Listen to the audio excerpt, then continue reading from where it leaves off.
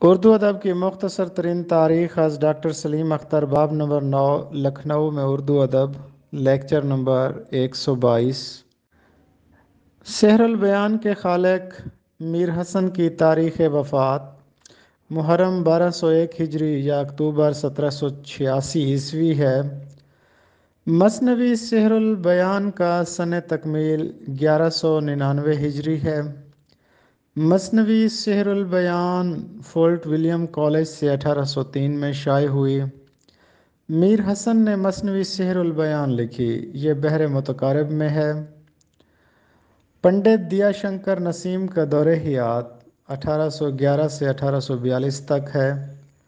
گلزار نسیم کے مصنف ہیں پنڈت دیا شنکر نسیم، اور اس میں گل باقولی کا قصہ سنایا گیا ہے۔ اردو کی زبان میں بہترین سخنوری کی پنڈت دیا شنکر نسیم نے۔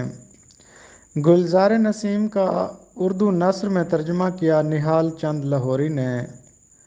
نہال چند لاہوری نے گلزار نسیم کا ترجمہ کرنے کے بعد اس کو نام دیا مذہب عشق کا۔